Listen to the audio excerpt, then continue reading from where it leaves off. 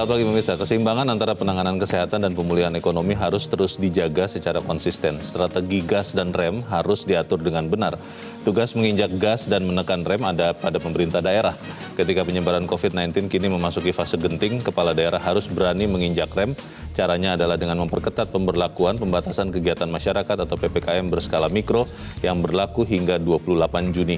Inilah pemirsa editorial Media Indonesia edisi hari ini, Jumat 18 Juni 2021 dengan tema Masuki Fase Genting, Atur Gas dan Rem bersama saya Leonard Samosir. Dan nanti kami juga mengundang Anda untuk berpartisipasi melalui telepon di 021 583 9900. Dan pemirsa pagi ini telah hadir di Studio Metro TV, anggota Dewan Redaksi Media Group Don Bosco Slamun. Bang Don, selamat pagi. Selamat pagi, Leo. Sehat-sehat ya Bang? Sehat, Leo. Sebelum kita bahas editorial, Bang, kita akan lihat dulu ada beberapa berita yang menjadi perhatian media Indonesia. Yang pertama, ini adalah headline media untuk hari ini, pemirsa. Tarik rem darurat segera.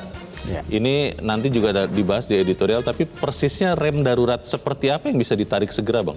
Iya, rem darurat yang harus ditarik segera adalah menghentikan kegiatan termasuk untuk membuat kegiatan yang membuat banyak kerumunan. Oke, mobilitas dibatasi? Mobilitas dibatasi, jadi ini mendekati sebetulnya PSBB, tetapi sekarang yang ditempuh adalah PPM, jadi kegiatan PPKM, jadi kegiatan yang berskala mikro.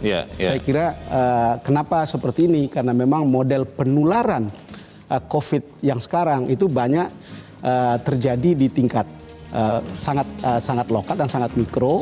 Jadi apakah itu RT, RW, kampung, kelurahan, silaturahmi, kemudian di tingkat nikahan, tahlilan dan seterusnya.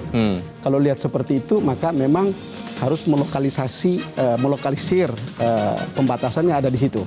Cuman memang menjadi keresahan sekarang ini, kenapa harus kita betul-betul pakem menarik rem darurat ini, karena perkembangan strain baru virus yang tipe Delta, B.1 berapa gitu dari India itu, Leo. Oke, kita akan bahas itu lebih lanjut nanti di editorial. Kita berpindah dulu ke berita selanjutnya di halaman 3. Belum ada capres potensial untuk 2024. Bukannya sudah ada beberapa nama yang sering tersebut-sebut di sekian survei, Bang Don? Bagaimana? Iya, ini memang menarik ini. Mestinya kita tanya Bung Denny J.A. ya. Yang membuat survei. Yang sudah sering melakukan survei. Tetapi salah satu alasannya ini elektabilitas menurut survei ini belum sampai pada tingkat eksklusif. Artinya karena belum mencapai angka 25%. Prabowo yang disebut sebagai paling unggul selama ini baru 23, sekian persen. Lalu kemudian Ganjar dan seterusnya masih jauh di bawah itu gitu. Anies gitu. Jadi ini yang disebut belum ada capres potensial untuk 2024. Sayang saya belum telepon Denny gimana maksudnya, tetapi intinya adalah mungkin memang belum ada yang kuat betul dan memang masih jauh dan masih banyak situasi yang bisa berubah dalam waktu 2 tahun ini, Leo. Baik, kita nanti lihat perkembangannya ya. Kita ke editorial, pemirsa dan Bang Don. Masuki fase genting, atur gas dan rem. Seberapa genting kita sekarang, Bang? Ya, kalau lihat strain baru, saya kebetulan minggu ini ya ada ikut Zoom dengan Menteri Kesehatan. Kemarin siang itu dengan beberapa teman ketemu Pak Jokowi di Istana Bogor. Memang salah satu keresahan kita adalah karena strain baru yang begitu luas dan begitu cepat multifikasi atau penularannya. Hal yang sebetulnya mungkin beberapa waktu lalu kita hanya bilang ini berita biasa gitu. Dan itu hanya terjadi di India. Tapi ternyata sampai di sini dan itu cepat sekali. Kita akan bahas itu ya Bang Don, dan pemirsa adalah editorial Media Indonesia untuk hari ini. Masuki fase genting, atur gas dan rem.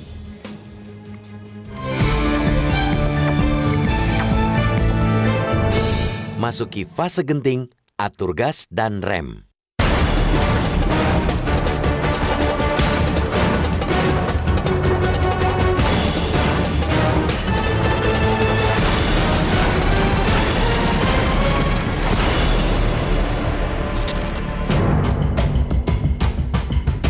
Keseimbangan antara penanganan kesehatan dan pemulihan ekonomi harus terus dijaga secara konsisten.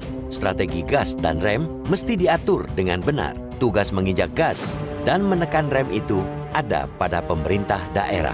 Ketika penyebaran COVID-19 kini memasuki fase genting, kepala daerah harus berani menginjak rem.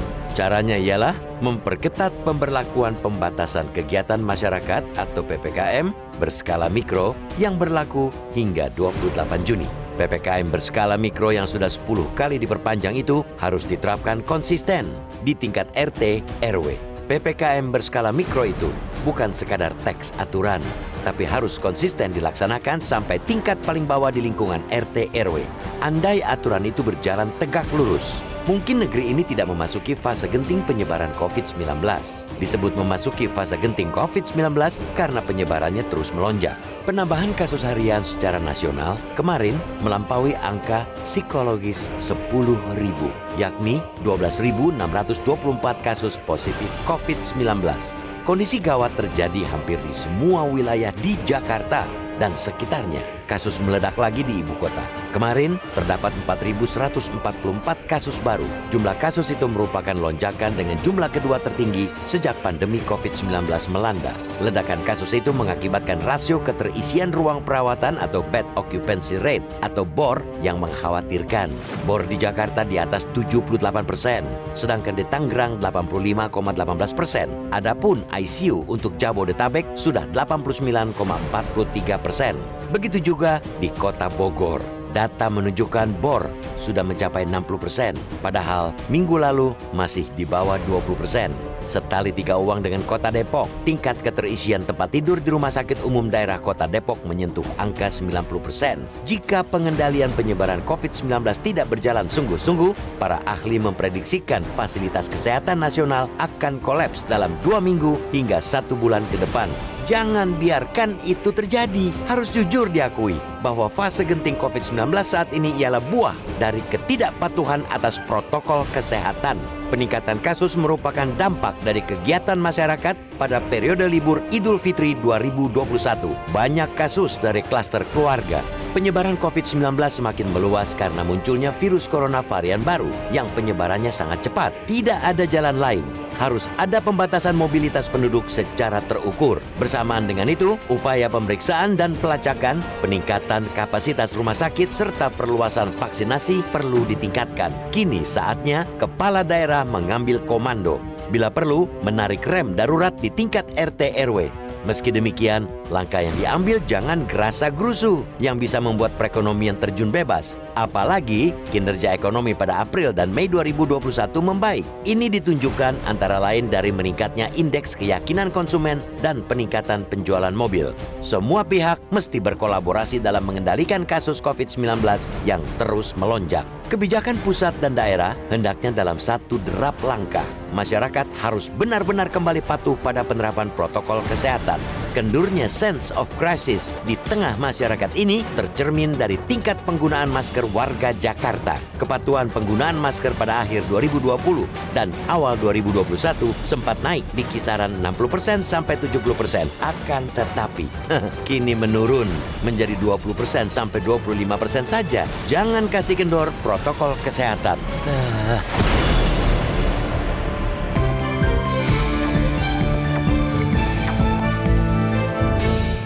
Pemirsa tetaplah bersama kami akan segera kembali selepas jeda berikut ini.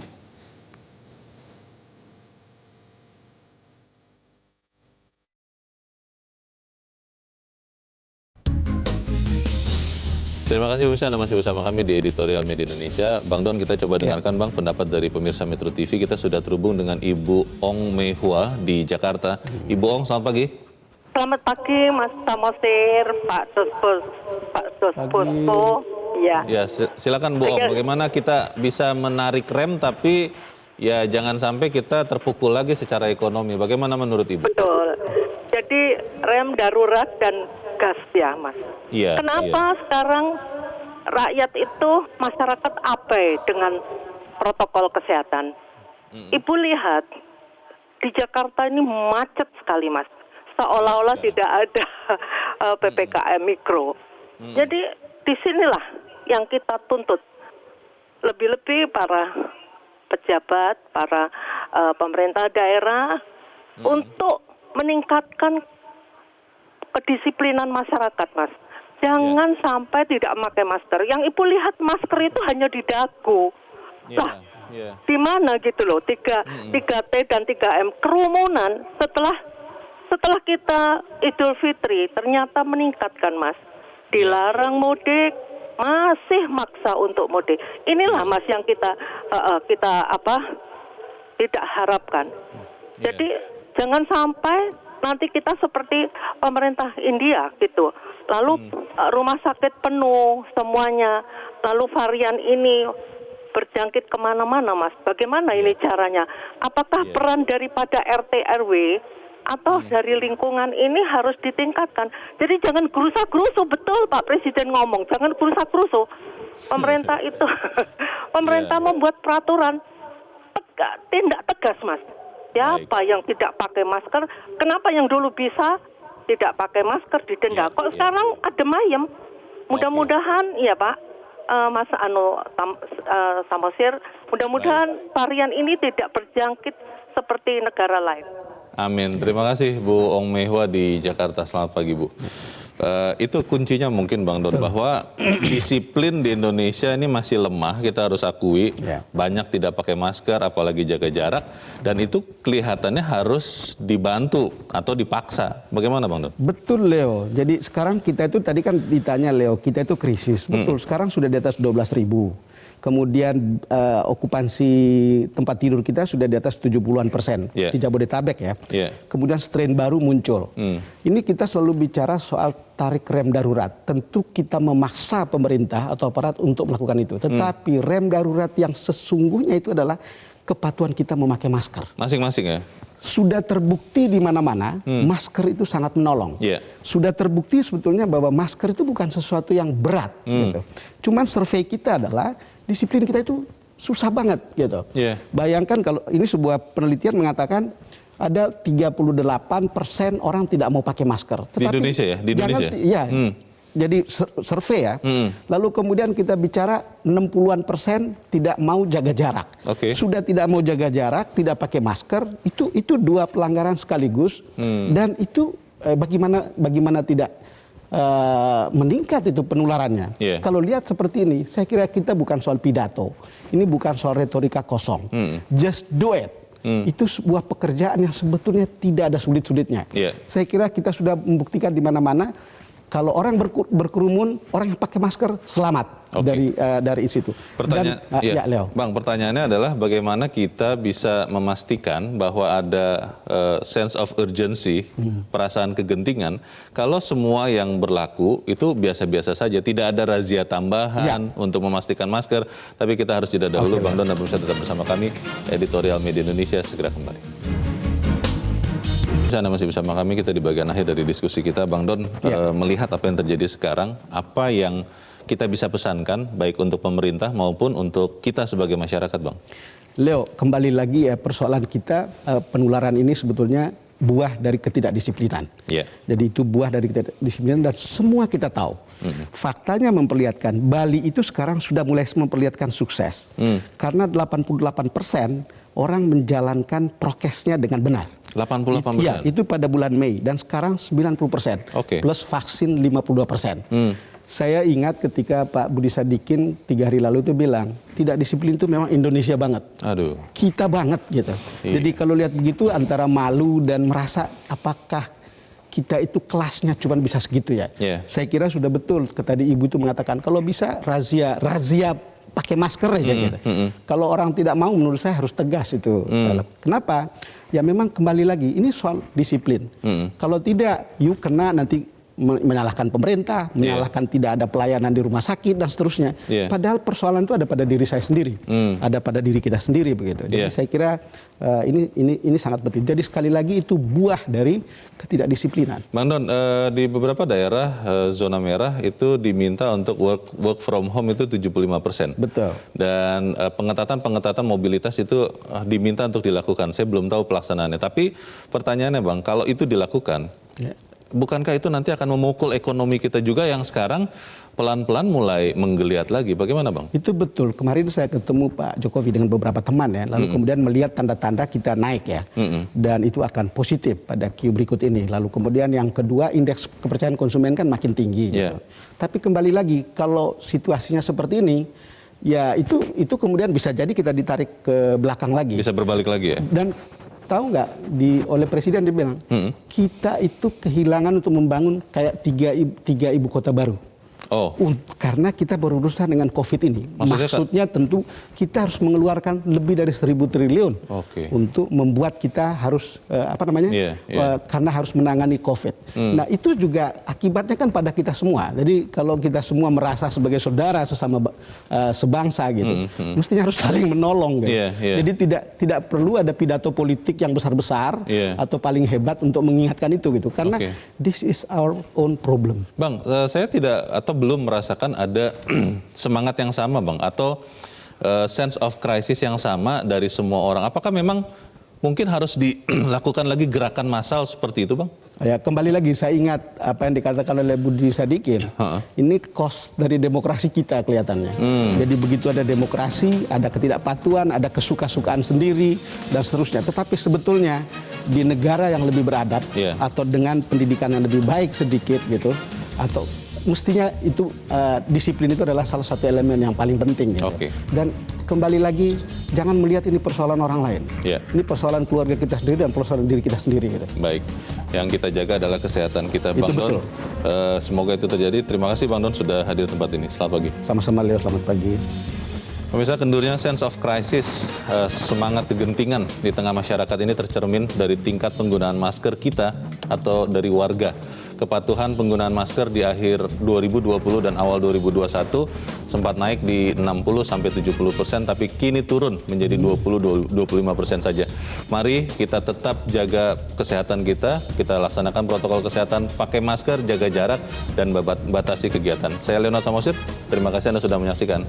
Selamat pagi.